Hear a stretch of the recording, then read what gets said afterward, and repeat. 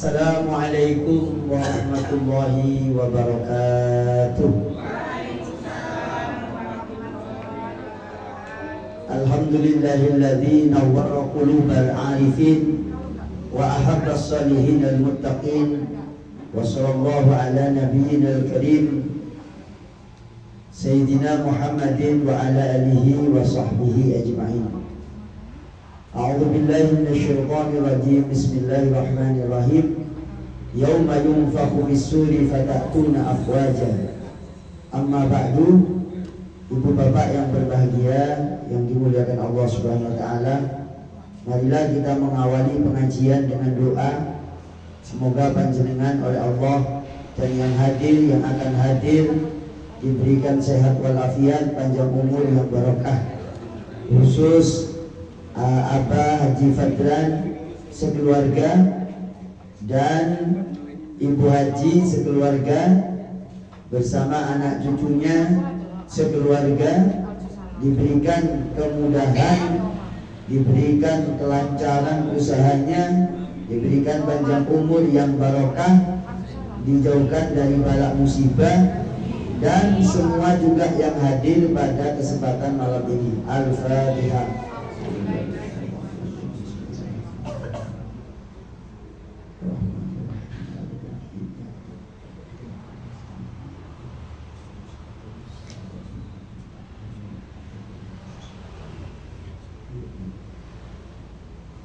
Yang berikutnya kita doakan saudara kita di Palestina, ya, semoga senantiasa berada di dalam pertolongan Allah, karena saat ini dan tidak tidak selesai-selesai, sangat rumit dan semakin membuat kita ini kepikiran dan mesak nih, ya. Kita bisanya berdoa, kita doakan. Nggih. Kasihan, kita nggak tega. Jangankan lihat saudara kita di Palestina, kita lihat orang di jalan aja kita nggak tega.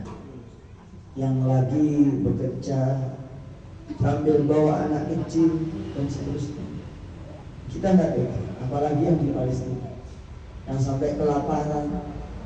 Ya, mari kita doakan semoga saudara kita di Gaza, di Palestina, oleh Allah diberikan kekuatan dan kemenangan. Ini ujiannya umat Islam. Kita harus banyak berdoa untuk mereka dan menyempatkan berdoa. Ya. Ala hadiniya ya Allah, istajib doa'ana. Allahumma salli wa sallim wa barik ala nabiyina Muhammad li ikhwanina fi Gaza Palestin qawmihim Allahumma ja'al ghalibina ala Israel. Al-Fatihah.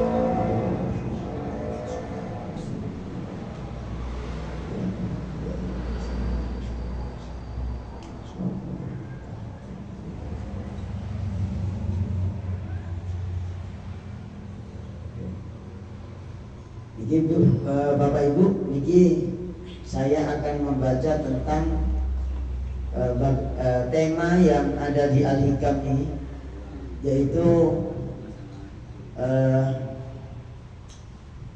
hikmah yang ke-131. Kita ambil tema-tema penting. Monggo binara. Ini jamaah suwe gak teko ini. Ini nanti Pak Haji Badran ini nanti akan kayak katanya kalau hari Jumat itu ada jamaah di Ciliwung pengen ngaji, ikut ngaji Al-Hikam katanya. Dari Ciliwung ke sini aku ngesakno. Anu Pak, ojo wis Pak anu sampean keaduan. Mboten usah tak punya kepingine. Iya gak apa-apa, mbok teko ora ya. Katanya pengen ngaji Al-Hikam katanya. Oke, bismillahirrahmanirrahim. Ibu-ibu, bapak-bapak, niki sebelum saya bacakan Al-Hikamnya, saya akan membacakan surah An-Nur ayat 21. Surat An-Nur ayat 21. Potongan ayatnya begini. Walaula fadlullahi alaikum wa rahmatuhu ma zaka minkum min ahadin abada. Ini ngaji untuk saya sendiri. Selebihnya untuk panjenengan. Kalau ada lebih kebaikannya, semoga Allah menerimanya. Dan Allah menjadikan pembacaan ayat ini menjadi pengantar semakin Allah sayang kepada kita dan memberikan rahmat dan keutamaan yang berlimpah. Ini Allah berfirman, walaula fadlullahi alaikum. Saya tebalkan aja tulisannya biar biar kita lebih nyaman membaca. Nah, saya tebalkan, saya besarkan.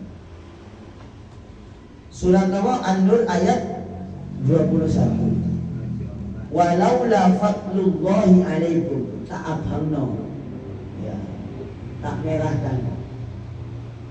Walaula fadlullahi alaikum warahmatuh, andaikan tidak ada anugerah kepada kalian, anugerahnya Allah dan rahmatnya, mazaka minkum min ahadin, maka tak satu pun di antara kalian bisa dibersihkan dari perkara-perkara dan perbuatan kotor.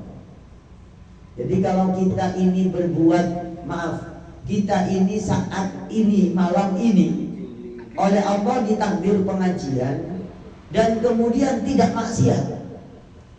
Gara-gara datang pengajian panjenengan gak maksiat, saya gak maksiat. Ya, Ustadz kok sampai maksiat kalau kita gak pengajian? Begini, sekarang ini orang di rumah itu bisa maksiat lebih parah daripada orang yang datang ke bioskop tahun 80-an. Kenapa? Karena bioskopnya lebih parah di handphone. Kalau panjenengan ke pengajian ini, otomatis selain dapat pahala, kemungkinan tidak maksiat itu lebih besar. Karena kalau panjenengan misalnya gak ke pengajian malam ini, gak ngaji, kemungkinan membuka maksiat lewat handphone itu lebih besar. Gitu. Lebih besar kemungkinannya. Atau setidak-tidaknya lawo, setidak-tidaknya sia-sia. Ayo wes, saya sering menghadapi sia-sia soalnya. Pas nganggur, artinya pas nganggur itu saya kalau sudah kelelahan, kegiatan itu saya berhenti total. Paling tidak sehari, misalnya sehari. Itu efek daripada berhenti karena kecapean, kelelahan. Mau tidak mau, pilihan utamanya adalah megang handphone. Iya, nggak megang Al-Quran, tapi megang handphone. Di situ kita sudah sia-sia waktu gitu. Maka orang sekarang ini kalau datang pengajian itu double keutamaannya. Pertama dapat ilmu dan dapat pahala dan dapat ibadah. Yang kedua, berusaha menghindari perkara yang minimal, perkara yang tak bermanfaat lewat handphone. Jangan-jangan juga menghindari perkara yang maksiat. Gitu. Itu hampir bisa diakui bersama. Walaupun cilik-cilik, Kok begitu Ustaz? Iya, begini loh. Algoritmanya handphone kita, algoritmanya aplikasi-aplikasi mulai dari YouTube, TikTok, IG dan seterusnya. Itu orang yang seperti kita, yang mungkin tiap hari berkegiatan yang pengajian dan seterusnya, ya. Itu mau nggak mau itu dititipin juga perkara yang nggak baik-baik lewat. Ya, akibat lewat akhirnya buka misalnya. Lewat. Gitu. Nah, maka dalam ayat ini kalau punya hutang sedekah itu dosa enggak? Ya kalau hutangnya sampai mendolimi orang ya dosa. Iya. Dosa kalau mendolimi. Tapi kalau sedekahnya tidak sampai menghalangi membayar hutangnya enggak apa-apa. Ini benarnya dari Valesa. Ada orang namanya Valesa di akun Dirida. Oke, kita lanjut. andaikan tidak ada anugerah kepada kalian, anugerahnya Allah, dan tidak ada rahmatnya Allah yang Allah berikan kepada kalian, mazaka minkum min ahadin abada, maka satu orang pun di antara kalian tidak bisa bersih dari kotoran-kotoran dalam arti maksiat dan seterusnya. Walakinnallaha yuzakki man yasha. Pada hakikatnya yang membersihkan orang dari perkara yang kotor-kotor itu Allah. Perkara yang kotor apapun wis, hakikatnya. Tentu asbab-asbabnya ada. Ya, asbab-asbabnya ada. Cuma asbab. Misal saat panjenengan ngaji, panjenengan sholat berjamaah, panjenengan mengelakoni kebagusan. Misal ini Pak Haji Fadlan, ini kan bab ma'rifatnya, kenal Allah, bab kenal Allah. Panjenengan dan saya datang ke pengajian, terus Pak Haji Fadlan oleh Allah sekeluarga diberikan fasilitas untuk mendatangkan jamaah ngaji. Begitu kan? Nah, itu tetap hakikatnya kembali kepada Allah, bukan karena sayanya, begitu loh. Nah, termasuk orang itu tidak melakoni maksiat, orang tidak mengerjakan maksiat, itu hakikat tertinggi karena fadl, karena anugerah dan rahmatnya Allah. Begitu. Kalau tidak mendapatkan rahmat dan anugerah Allah, kita bisa naudzubillah min dzalik.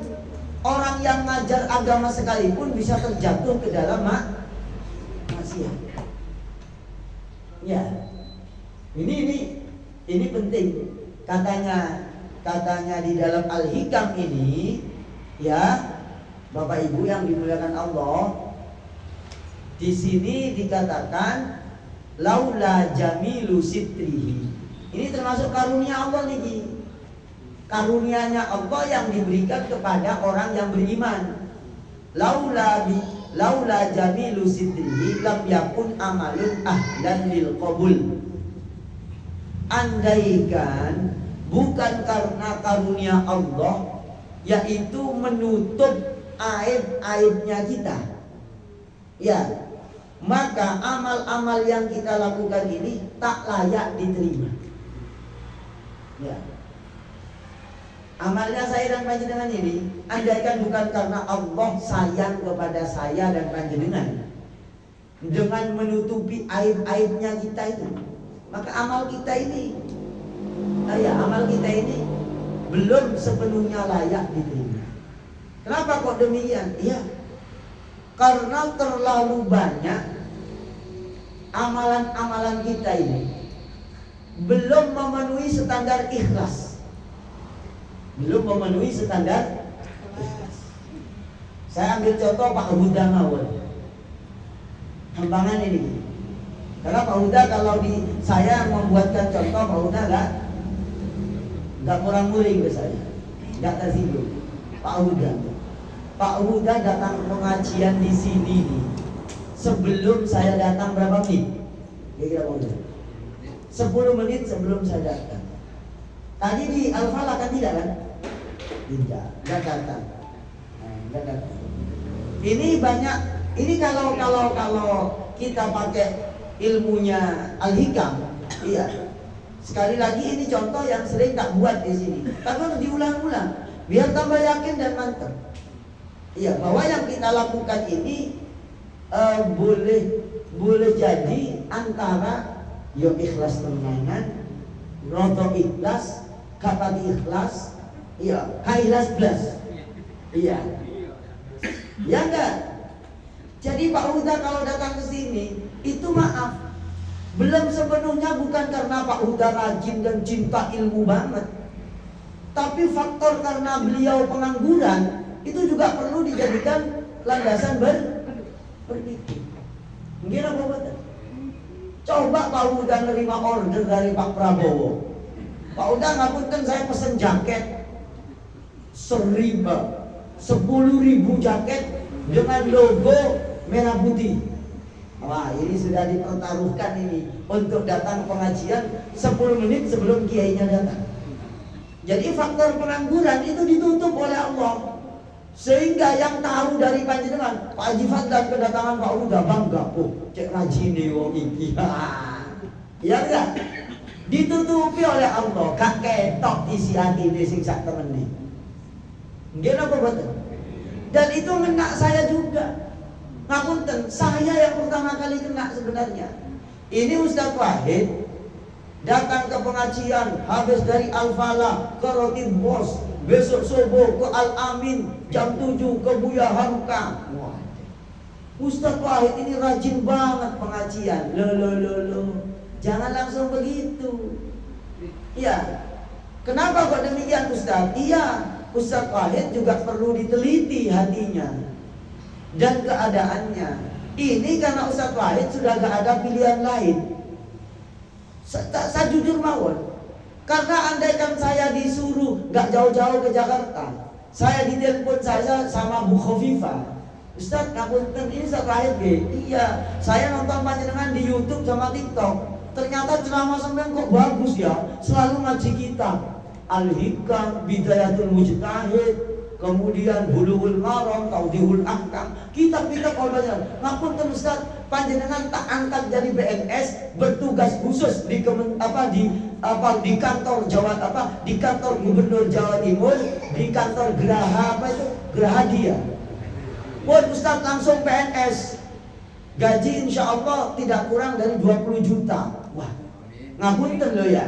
Saya mungkin sudah pamitan sama Pak Haji Fadlan. Pak Haji ngapunten ini sakjane nggih kula abot. Wah, ini kan bahasa setan sakjane. Setan tapi rupa-rupa ustaz. Nggih no boten. Lho iya. Lek ngaji ahli kan Pak, kotore wong ketok kabeh.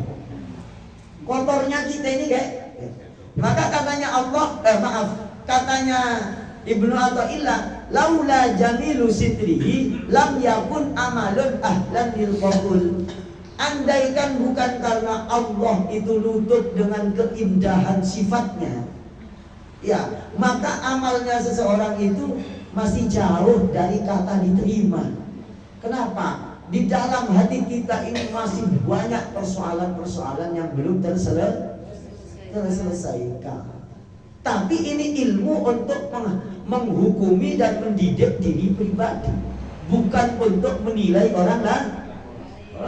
Kalau nanti dibuat menilai orang lain, rusak sistem kehidupan ini. Kenapa? Setiap orang lain dituduh kotor. Jangan bosan. Jadi harus eling-eling begini. Ini untuk bersani awak sendiri, ngoreksi diri sendiri. Subhanallah. Iya. Nggak usah jauh-jauh saya ditelepon Prabowo, ditelepon Bu Khofifah saja. Ngapunten Ustaz, saya dapat nomornya panjenengan dari Ketua PDM Kota Malang. Katanya panjenengan sangat recommended untuk menjadi mufti di kantor Gubernur Jawa Timur. Dan ini langsung PNS Ustaz, bukan P3K, bukan kontrak. Pas tanpa tes. Pasti saya pilih. Pinter gajinya Bu. Misalnya, ya untuk gaji pokoknya ya kurang lebih 20 juta.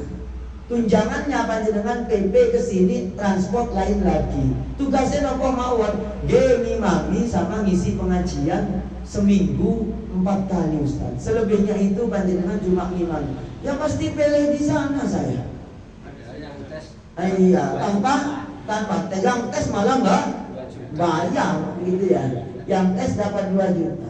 Maka kalau saya rajin ke pengajian, kalau menurut teorinya Al-Hikam, Maghrib di Al-Falah, Isya di Roti Bos, subuh besok di Al-Amin, jam 6:30 jam 7 di Buya Hamka, Asar di Yasalam. Waduh, itu bukan karena saya rajin. Kira-kira kalau pakai Al-Hikam, Allah nutupi sakjane polahe saya wis kaono pilihan. Gak ada pilihan, kira-kira begitu ya sudah kan. Cuma saya punya prinsip, ya Allah, kalau memang ini takdir yang Engkau berikan untuk saya bisa menyampaikan ilmu, beri saya ikhlas, beri saya kuat, beri saya terus memperbaiki diri, tidak merasa saya sudah sangat baik. Begitu ilmunya wong ngaji al-hikam. Sama siapapun bisa dibuat contoh dalam hal ini. Siapapun guys, termasuk yang mungkin dalam hal ini Abah Haji Fadlan, Bapak Suni. Ya termasuk Bapak Suni nih, iya. Rajin banget ngaji, ya. Rajin banget. Coba ditelepon oleh PP Muhammadiyah Pusat. Pak Suni ngapunten niki Pak Suni nggih. Niki ada berita viral Pak Suni. Jenengan ini termasuk kepala sekolah sing sabar. Ngapunten jenengan kula rekrut ke Jakarta untuk menjadi tim. Wah. Ya pasti mikir. Ya tak tinggal aja sing kajinan pindah nang Jakarta. Ah iya. Dia nama buatan. Oh iya, itu sudah nggak bisa dipungkiri. Nggak bisa dipungkiri nih. Pasti Bu Suni mencak-mencak ayun dan budal gitu. Katanya Bu Suni. Katanya anaknya, yo Pak tambah enak. Aku kok oleh kesempatan di Jakarta. Padahal ganjarannya sing luwih gede dek tajinan. Sing luwih ruwet ambek abot yo ta tajinan. Sing luwih empuk yo dek Jakarta di Jakarta. Begitu. Nah ini persoalannya. Maka sudahlah, kalau kita baik itu bukan miliknya kita, tapi miliknya Allah. Saya dan panjenengan sama sekali tidak punya hak yang mutlak atas kebaikan yang kita lakukan. Itu karena fadl dari Allah. Maka katanya di surat An-Nur tadi itu Allah Subhanahu wa taala berfirman, "Walaula fadlullahi 'alaikum wa rahmatuhu ma zaka minkum min ahadin abada." Andaikan bukan anugerah dan kasih sayang Allah yang Allah berikan kepada kalian, kalian tidak bisa membersihkan diri kalian sendiri. Nah, orang kalau sudah paham ayat ini masuk ke dalam hatinya, dia akan selalu merunduk seperti padi yang isinya mentes-mentes gede-gede, merunduk terus. Ya, tak pernah merasa sedikit pun dirinya punya kebaikan. Andaikan dia merasa perasaannya itu penuh dengan rasa syukur. Alhamdulillah saya pengajian. Duh, ya Allah, kok umpama panjenengan ndak maringi kuat, ndak maringi seneng ke saya gak berangkat ke pengajian. Begitu Pak. Jadi baik semuanya ini, semuanya termasuk Pak Udin. Pak Udin, termasuk Mas Arif ini. Iya, istiqomah katanya. Istiqomah apa istiqosa? Istiqosa. Istiqosa. Itu. Subhanallah, Al-Hikam ini keren banget model berpikirnya untuk membantu kita menuju makrifat kepada Allah, sampai kenal bahwa saya berbuat baik ini tidak menghaki kebaikan itu. Kenapa? Karena kebaikan itu fadl dari Allah. Kalau nggak dikasih nggak bisa. Gitu. Sehingga kalau kita katanya Imam Ibnu Athaillah ini dan katanya Imam Ghazali, kita ini harus lebih banyak curiga kepada diri sendiri daripada mencurigai orang lain. Amal kita ini perlu dicurigai, Pak. Perlu dicurigai. Toh ini bukan menggembosi maknanya lo ya. Maaf lo ya. Ini kalau sampai orang yang menangkap kalamnya Ibnu Athaillah itu bahwa aduh ini kok menggembosi orang beramal, bukan, ingin meningkatkan kualitas. Jadi ngaji Al-Hikam itu kualitas yang dikejar, bukan hanya akhirnya gimana? Akhirnya balak-balik sampean dan saya kembali kepada Allah. Ya Allah, mugi sampean, semoga Allah, semoga panjenengan, semoga engkau ya Allah memberi saya istiqomah. Kenapa? Karena tak merasa memiliki amal yang panjenengan amalkan, kecuali karena fadl dan rahmat dari Allah Subhanahu wa ta'ala. Begitu. Jelas ya? Ya apa? Bisa dipahami ya? Bisa dipahami ya? Nah, jadi ibu-ibu dan bapak-bapak mendapat karunia tiap hari dari Allah. Apa itu? Kotornya isi hati kita oleh Allah ditutupi sampai orang nggak tahu. Ya Allah, ya Allah. Maka kalau panjenengan punya kesadaran yang sampai tingkat tinggi dalam bab ini, Hampir tiap detik panjenengan jalur sepuro nang Gusti Allah. Ya Allah, astagfirullah. Ya Allah, astagfirullah. Astagfirullah, astagfirullah. Kenapa? Rumongso salah. Rumongso kotor sajanya. Orang lain gak tahu. Akhirnya apa? Akhirnya sifat takabur hilang. Sedikit demi. Akhirnya apa? Ujub gak ada di hati. Kalaupun ada langsung istighfar. Astagfirullah. Ya Allah. Ya Allah, gitu. Sehingga darah dan detik jantungnya itu, setiap aliran darahnya itu istighfar. Kenapa? Ya Allah, ya Allah. Terus setelah beristighfar syukur, tuh alhamdulillah saya bisa ngaji. Ya Allah matur nuwun ya Allah, sampai tuntun saya ke roti bos. Gitu. Ya Allah, kalau nggak dituntun panjenengan, mungkin saya sudah dituntun nonton Jalan Kepang malam ini. Guandengan dan gitu. Ini Ustaz dari Batang, Jawa Tengah. Oke, Jemberana, Bali.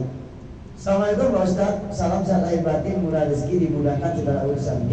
Semoga dimudahkan rezekinya semuanya. Oke. Kita lanjut ya. Kita lanjut dulu. Bapak Ibu yang dimuliakan Allah. Fa'inal abda, ya ini. Kenapa kok kita ini oleh Allah ditutupin perkara-perkara yang sebenarnya kita itu tak sepenuhnya karena Allah. Kalau tadi contohnya Pak Huda rajin pengajian 15 menit kiainya belum datang dia sudah nunggu. Ya hitung-hitung timbangannya aku nganggur di obat. Iya. Berarti lagi nganggur. Nah, bisa kata kondisian. Iya kan? Iya. Nah, ini Bapak Ibu, fa innal abda mubtalan binadrihi ila nafsihi. Karena seorang hamba itu kalau diberi kekuatan mampu beramal kebaikan, itu lupa melihat kalau Allah yang memberi. Yang kelihatan siapa? Dirinya sendiri. Padahal itu karena Allah memberi dengan caranya Allah. Wa farhihi fa inna mubdalan wa farhihi bi amalihi min haitsu nisbatihi ilaihi wa syuhudihi haulahu wa quwwatahu alaihi. Karena seorang hamba kecenderungannya itu kalau beramal baik, senang beramal baik itu karena merasa dirinya yang berbuat. Dan karena kekuatan dia, bukan karena Allah memberi kekuatan kepadanya. Begitu loh. Ya rada dhuwur niki, dhuwur banget. Tapi tak kayak sederhana mawon. Pokok sampean kalau berangkat ke pengajian ini bukan karena panjenengan kuat, tapi Allah memberikan kuat dan memberikan seneng, akhirnya dituntun berangkat. Gitu. Dan ini merupakan adab kita kepada Allah. Kenal kepada Allah sampai sedemikian rupa ini karena panjenengan dituntun oleh Allah kesini. Lah kalau sampai panjenengan melihat, memandang dirinya yang kuat beramal, bukan karena hakikatnya Allah yang telah nuntun, ini termasuk asyirkul khafi, termasuk syirik yang sama. Ya, termasuk syirik yang sama. Boleh jadi saya dan panjenengan tidak kuat mengamalkan amal soleh, tidak bisa istiqomah karena ada syirik yang samar di hati. Ya, syiriknya sama. Karena sampai menganggap dirinya yang kuat mengerjakan, bukan karena Allah memberikan kekuatan. Begitu. Fayam bagilil murid. Nah ini adabnya ini. Fayam bagilil murid ayyak tamida ala fadlillah wa karomihi wa la ala ijtihadihi wa amalihi. Maka secara keyakinan di hati dan kepribadian dan mental, bahwa ketika kita ini mengamalkan ibadah, caranya Imam Ibnu Athaillah menurut Al-Quran surat An-Nur ayat berapa? Ayat 21. Lalu yang berikutnya surat Al-Qasas, surat Al-Ankabut ayat 69. dan seterusnya. Itu orang yang ingin makrifat kepada Allah, ingin ingin betul-betul mendapatkan karunia Allah dalam ibadah. Ketika orang mengamalkan kebaikan, mengamalkan amal ibadah, itu iktimatnya, menjadikan sandaran. Iktimat itu menjadikan sandaran bahwa apa yang panjenengan dan kita lakukan itu karena fadl karunia Allah dan karena kelomanan Allah. Iya, jadi Allah itu loman kepada saya dan panjenengan, punya sifat Al-Karim, ya, yang maknanya loman. Begitu ya. Nah, sekarang yang menjadi acuan jam ini, jam di laptop saya ya. Tadi mulai pengajian itu kurang lebih jam 7 lebih 25. Ya, saya baca kurang lebih jam 7 lebih 30. Sekarang sudah jam 8 lebih 30 lebih 2 menit. Berarti sudah berjalan kurang lebih 37 menit kurang lebih. Nah, ibu-ibu, bapak-bapak yang dimuliakan Allah Subhanahu wa taala, saya akan menambahkan tema yang di luar Al-Hikam. Ya, biar ada biar ada tambahan-tambahan yang berhubungan dengan keseharian kita maupun perkara-perkara yang sifatnya terjadi secara insidentil. Ya, di antaranya nih Bapak Ibu, saya ingin menjawab pertanyaan tentang jenggot. Ya, ngapunten ini. Arif gak punya, harus usah ngomong jenggot dengan dia. Ya, ngapunten ini ada pertanyaan yang harus saya jawab. Ini udah lama pertanyaannya. Semoga pekan baru hadir Pak Yai, siap. Ya, ini saya akan membacakan bab kaidah jenggot di dalam Islam. Nih, jenggot bahasa Arabnya itu lihyah. Jamaah yang nanya ini karena beliaunya punya jenggot. Iya. Ya apa aturannya menurut Islam? Pertama, ini Pak, yang perkara yang berhubungan dengan hukum jenggot. Jadi merawat jenggot itu hukumnya menurut agama itu dianjurkan, itu saja. Dianjurkan. Matlubun syar'an. Ya. Menurut sebagian ulama begitu. Ya. Berdasarkan hadis Nabi, khalifu al-musyrikin wafiru al-liha wa ahfu asy-syawarib. Ya. Jadi menurut hadis niki, tolong kalian, katanya Nabi. Ya baik, yang mau nanya silakan. Syaibah Alfia silakan yang mau nanya. Ini hadis Nabi, tolong buatlah berbeda dengan orang musyrik. Ya, gimana caranya? Wafiru al-liha. Jenggotnya diperlebat. Itu menurut satu hadis. Begitu. Katanya Imam Ibnu Hajar, ya, dikatakan katanya Ibnu Hajar, Nabi mengatakan wa ahfu asy-syawarib, dan dalam satu hadis ihfa al-lihyah. Apa maknanya? Kasiru. Kalau memang panjenengan itu berjenggot, iya, kalau panjenengan memang berjenggot, itu jenggotnya dibiarkan sampai banyak. Kalau memang panjenengan mau begitu. Kenapa? Karena kalau dulu di zaman Nabi, orang musyrik itu sebagian besar mereka itu tidak berjenggot. Biar tidak sama, panjenengan perbanyak jenggotnya. Itu zaman dulu, di zaman Nabi. Hukum asalnya begitu.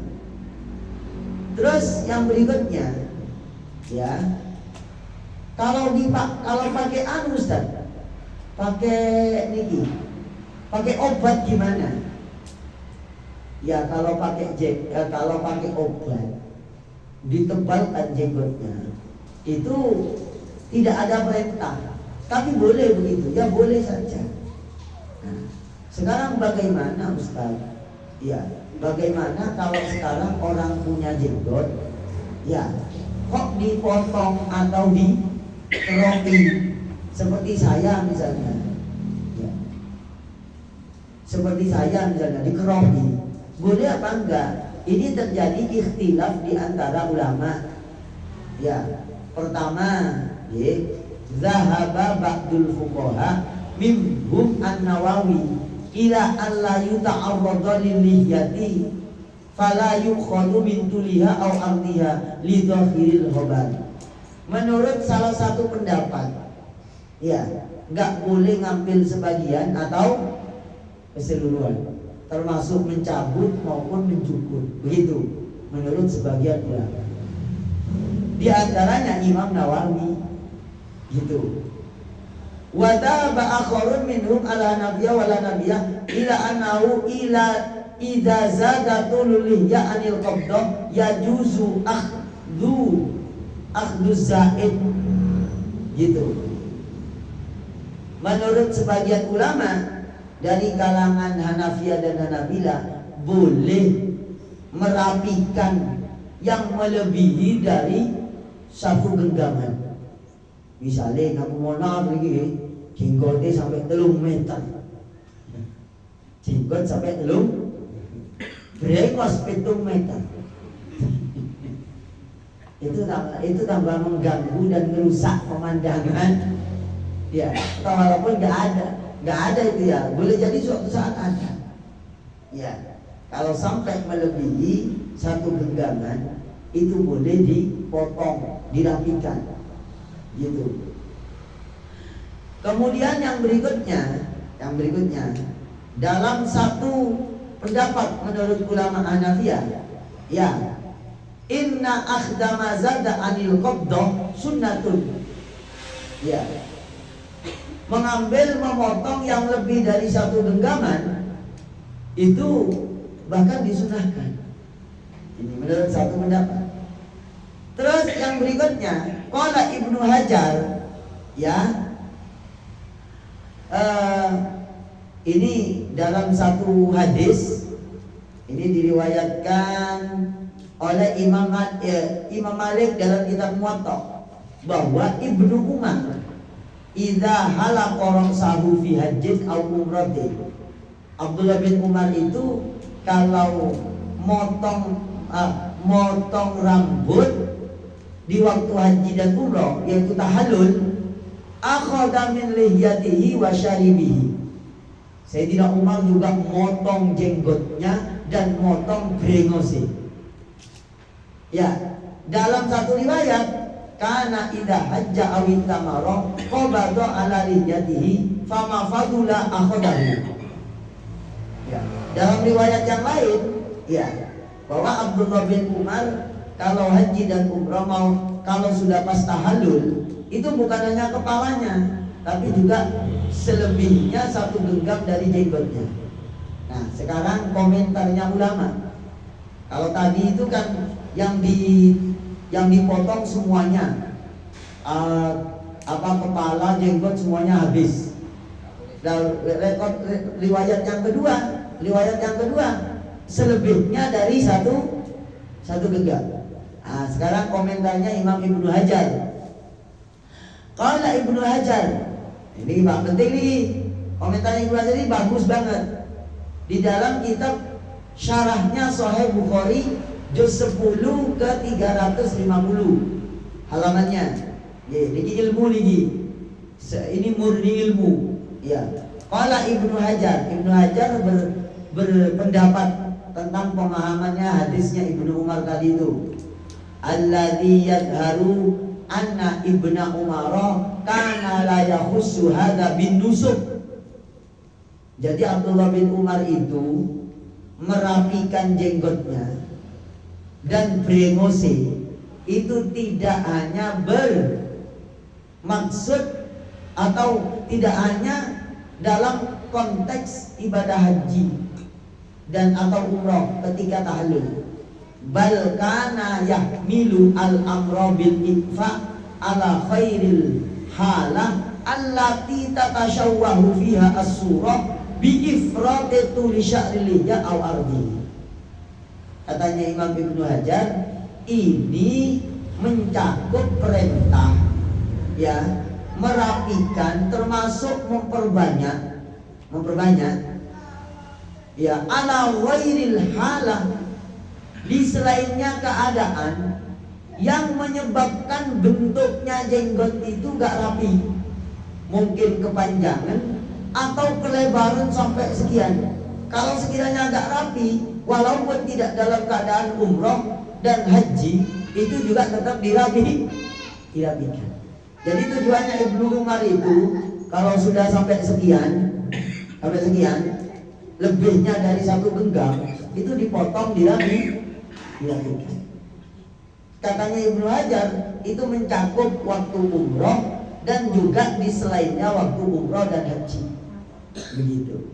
Kenapa? Karena Ibnu Umar menurut riwayat yang kedua tadi itu megang dulu satu genggam, selebihnya dirapikan. Begitu. Kemudian Bapak Ibu yang dimuliakan Allah, ini ada banyak keterangan tentang bab ini, bab jenggot ini.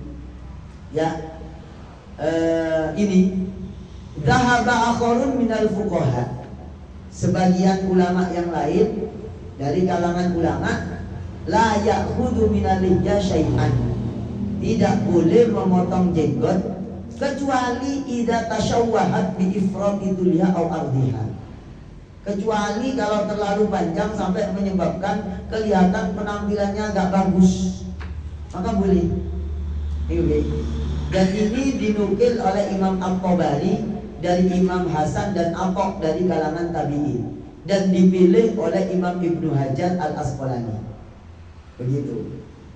Dan ini Bapak Ibu yang dimuliakan Allah, kalau ibu-ibu tidak masuk dalam sini, ya karena mesti gak punya jenggot. Kemudian yang berikutnya, Ustaz, bagaimana kalau motong sampai habis jenggotnya? Ya, ini ada banyak pendapat.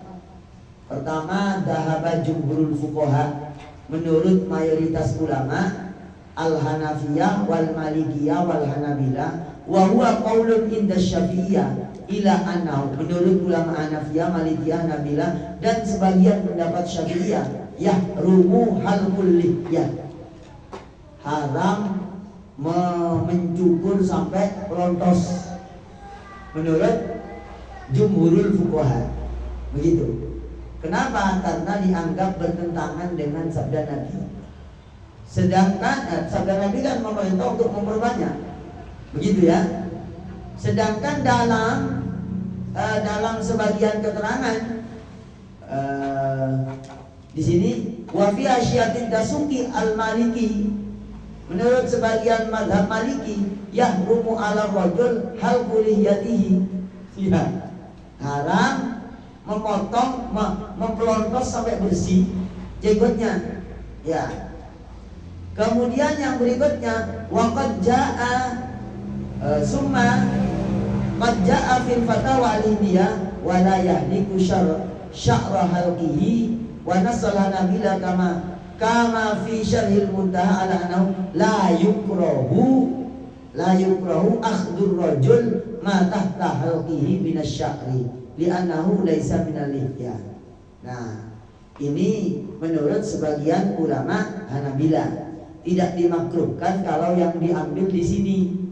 Ya, di sini nih. Kalau yang di sini baru makruh. Ya, makruh. Kemudian yang terakhir, wal asahhu, menurut pendapat yang paling sahih inda Syafi'iyah, menurut ulama Syafi'iyah, anna halqal lihya makruhun, mencukur jenggot niku hukumnya makruh. Begitu. Jadi dengan demikian kepada jamaah yang tanya tentang hukumnya mencukur jenggot dan mencukur brengos atau ini ya kumis, itu hukumnya ikhtilaf di antara para ulama. Jadi yang pertama itu haram, yang kedua makruh, yang ketiga dengan batasan, yaitu pokok selebihnya dari satu genggam. Nah, ini karena yang bertanya ini orangnya punya jenggot, ingin tahu hukumnya, sehingga saya jawab di tempat ini. Nah, yang di antara panjenengan itu rata-rata gak berjenggot, ya, rata-rata, atau ada cuma sedikit. Apakah kudu ditebalkan? Monggo kalau mau ditebalkan, itu termasuk yang bagus, ditebalkan sampai rapi ya, rapi tentunya. Kayak orang Arab, kayak Imam Masjidil Haram itu. Imam siapa itu yang berjenggot itu? Ya terserah wis, siapa sih kenal gitu ge. Ini jawab pertanyaan ge di sini ge, tambah sedikit, kurang 5 menit ge. Ini ada pertanyaan, Ustadz mau tanya Pak Ustadz, mau nanya dong, Tuhan ada di mana? Nah ini luar biasa ini pertanyaannya Pak Haji ya. Tuhan ada di mana? Mbak, ini Mbak apa Mas, saya tidak tahu ini. Ya. Kalau Tuhan ditanya ada di mana, pertanyaannya nggak nyambung. Kenapa kok begitu? Yang ada tempatnya itu adalah makhluk. Tuhan itu tidak bertempat. Ustaz, surat Toha ayat 5, Ar-Rahmanu 'alal arsyistawa. Tuhan yang maha pengasih dan penyayang itu ada di arsy. Maknanya bukan menempati tempat. Ya. Maknanya surat Toha ayat 5 itu bukan berarti Allah mengambil tempat. Kenapa kok demikian? Nah, ini ayatnya. Ya, yaitu surat nomor surat Al-Ikhlas. La taqwa qul huwallahu ahad Allahus samad lam yalid wa lam yulad wa lam yakul lahu kufuwan ahad. Tidak seorang pun yang menyamai, ya walam yakul lahu kufuwan, tidak sesuatu pun, tidak seorang pun yang menyamai Allah. Ya, itu satu. Yang kedua, surat Fatir dan surat Nahl yang Allah berfirman, A'udzubillahi minasyaitonir rajim, laisa kamitslihi syai'un wa huwas Sami'ul basir. Tidak ada sesuatu pun yang menyamai Allah. Lah kalau Allah ada tempatnya, berarti Allah sama dengan makhluk. Allah tidak punya tempat. Lah kalau Allah punya tempat, berarti tempatnya lebih besar dari Allah. Ngapunten Pak, ini sering orang tersesat bertanya. Bertanyanya saja tersesat. Coba, ngapunten, saya tanya. Ngapunten ya. Ini apa nih? Air mineral. Berapa mili? 300 mili. Ada di mana? Ada di mana? Ada di tangan. Apanya yang ada di tangan? Ininya. Ya. Sekitar ini aja. Berarti botol tangan saya berarti karena bisa memegang botol, berarti botolnya lebih kecil dari tangan saya dan tangan saya lebih besar dari botol. Oke lah, kalau tangan saya terlalu kecil untuk menggambarkan analogi tauhid ini. Ya. Botol ini ada di mana? Di atas meja. Berarti botolnya lebih besar meja, apa mejanya lebih besar botol? Mejanya lebih besar botol. Sekarang saya tanya, kalau Allah ada di atas arsy, nanti akhirnya arsy-nya lebih besar dari Allah. Maka cara memaknai ayat itu tak begitu. Nah, pertanyaannya Syaibah ini keliru. Mbak Syaibah, ini Syaibah Alfiyah ini. Pertanyaannya panjenengan keliru. Ya, kok Tuhan ada di mana? Kalau Tuhan ditanya ada di mana, lalu dijawab Tuhan ada di atas. Di atas mana? Di atas arsy. Sebagaimana surat Toha ayat 5 misalnya. Berarti arsy-nya lebih besar dari Allah. Allah ada di dalam arsy. Kan? Nah, jawabannya ada. Ini kudu diluruskan. pertanyaannya keliru. Dan apalagi dalilnya Ustaz? Tadi surat Asy-Syura ayat 11. Laisa kamitslihi syai'un wa huwas samiul basir. Allah tidak mempunyai sesuatu, tidak ada sesuatu pun yang menyamai Allah dalam zatnya, sifatnya, dan perbuatannya. Sifat, zat, dan perbuatan itu sama sekali tidak sama dengan makhluk, dan makhluk tidak menyamai Allah. Itu dalil yang kedua. Dalil yang ketiga nih, penting nih. Ya, penting banget. Monggo nih. Bahwasanya Allah Subhanahu wa taala berfirman, "Wa yahmilu arsya rabbika." Bahwasanya di dalam surat Al-Haqqah ayat 17. Dicatat, surat Al-Haqqah ayat 17. Wa yahmilu arsya rabbika fawqahum yawma idzin samaniyah. Bahwa yang membawa arsy-nya Allah itu ada 8 malaikat. Ngapunten begini. Jadi kudu paham jenengan. Kenapa? Bab ini sepele. Orang itu banyak nggak paham. Nggih. Yang kalau tadi surat apa? Surat Thaha ayat 5. Ar-Rahmanu 'alal arsyis tawa. Bahwa Allah Subhanahu wa taala ada di dalam alal arsyis, ada di atas arsy. Itu kalau dimaknai surat Thaha ayat 5, dimaknai seperti makhluk mengambil tempat, ini kacau. Kenapa? Di surat Thaha Allah mengatakan Ar-Rahmanu 'alal arsyis tawa. Allah ada di alam arsy-nya, di atas arsy-nya. Misalnya panjenengan maknai sebagaimana apa adanya kalimat itu, maka nanti bertabrakan dengan surat Al-Haqqah ayat 17. Ya, di mana di surat Al-Haqqah dikatakan wa yahmilu arsya rabbika yauma idzin, pada hari itu arsy-nya Allah dibawa oleh 8 malaikat.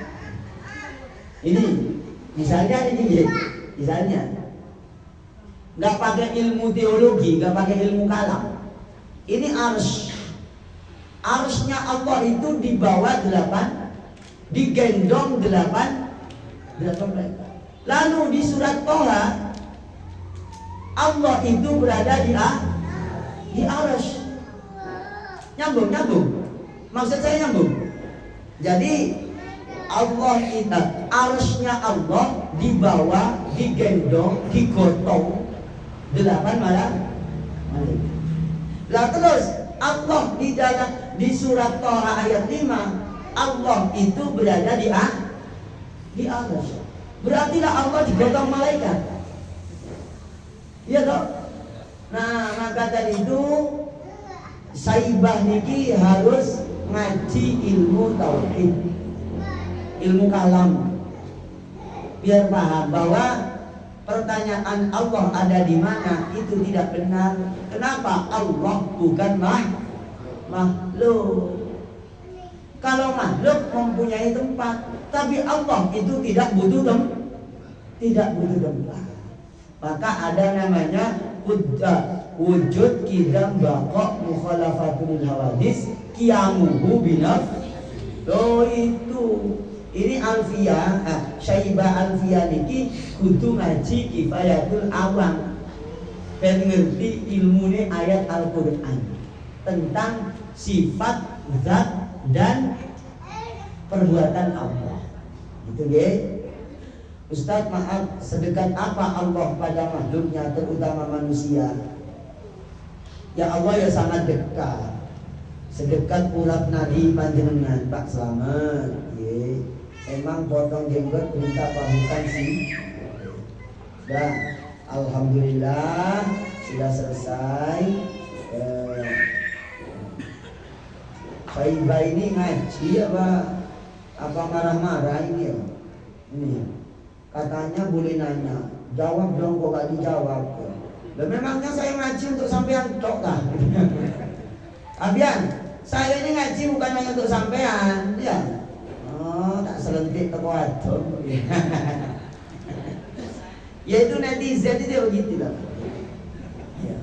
Ngaji di menjawab itu si Ciwong. Terima kasih atas ilmunya. Alhamdulillah khairun anam. Ya. Monggo Pak jenengan kalau ada pertanyaan kita tambah 2 menit, 3 menit, 5 menit. Ibu-ibu, gak ada pertanyaan apa film jenengan di ibu? Oh, bosan. Pak Huda ada pertanyaan? Pak Suni? Pak Pak Jawadi, ya, nama Pak nih. Jadi yang tentang al-hikam, Nggih. kan seperti contoh tadi Ustaz terkenal di mana-mana, akhirnya gubernur ambil ya. Iya. Nah, sekarang kan ada takdir buruk dan takdir baik. Iya. Apakah itu termasuk takdir baik? Oh gitu gitu. Oke, kalau saya dipanggil gubernur apa termasuk takdir baik gitu ya? Iya dong. Iya. Ya itu baik kalau saya bertambah baik. Gitu. Tapi kalau saya dipanggil gubernur kok ternyata tidak bertambah baik kualitasnya, berarti itu takdir tidak baik. Ya tergantung saja, tergantung. Kalau kita punya takdir disikapi dengan baik, husnudzon kepada Allah, berarti itu takdir baik. Dan hakikat semua takdir itu baik. Hakikat semua takdir. Monggo panjenengan simak niki hadis sahih riwayat Imam Ahmad bin Hanbal. Ya, ini la yaqdillahu. Nah ini di dalam hadis dikatakan riwayat Imam Ahmad dan Sahih Ibnu Hibban, la yaqdillahu syai'an illa kana khairan lahu. Tidaklah Allah itu mentakdir sesuatu, ya apapun itu. La tak, dalam satu riwayat itu kalimatnya la yaqdillahu syai'an li ahadin illa khairan lahu, illa kana khairan lahu. Tidaklah Allah mentakdir sesuatu untuk orang yang beriman, melainkan takdir itu adalah yang terbaik baginya. Ada seorang imam yang ditanya oleh Allah Subhanahu wa taala, ya mengapunten dia. Ada orang yang beriman ditanya oleh seseorang, ya namanya Imam Ibnu Taimiyah, ditanya, kalau Allah mentakdir buruk, apakah juga baik? Iya. Misalnya ada orang ditakdir maksiat, takdir maksiat itu, ditakdir maksiat itu bisa baik baginya kalau gara-gara maksiat kemudian bertaubat. Tapi kalau tidak bertaubat, ya berarti takdir buruk buat dia. Ya. Maka takdir baik, takdir apapun yang ditakdirkan oleh Allah kepada manusia dan yang sudah terjadi, itu berarti yang terbaik. Maka kalau saya ditakdir misalnya, ya wis seumur hidup ngaji di Lodipos, tidak pernah pindah ke kantor gubernur, apalagi ke Jakarta misalnya, itu berarti itu ya sing aktif, saking bisa wis husnud. Di satu sisi begitu Pak ya. Jadi semua takdir yang Allah tetapkan dan sudah terjadi berarti itu yang terbaik. Termasuk Pak Suni, kita jinan, ngerumat sekolahan, ya itu sudah yang terbaik dari Allah. Nggak usah berharap untuk jadi PNS. Lagi pula kalau daftar PNS sekarang nggak ada keterima, gitu. Berarti itu sudah yang terbaik. Ada hikmah yang sangat besar di belakang itu yang kita tidak tahu. Yang andaikan dibongkar oleh Allah hikmah tersebut, mungkin kita akan selalu bersyukur kepada Allah dengan yang ada. Gitu. Baik Ustaz, Bangil Pasuruan hadir, siap, ya. Bangil. Semoga bermanfaat, semoga panjenengan senantiasa dalam ridho Allah. diberi istiqomah oleh Allah. Yang ngaji online juga selalu istiqomah, diberikan rezeki yang berlimpah. Semoga Pak Udin kerupuknya laris. Semoga segera ekspor ke Jerman. Jerman kan adem, kerupuk lah cocok di Jerman gitu ya. Iya. Nang Prancis lah, Prancis, Swiss ya. Semoga Pak Udin yang jualan kerupuk, semoga oleh Allah diparingi sehat, panjang umur, lancar. Ya. Semua yang hadir usahanya lancar, hajatnya lancar. Al-Fatihah.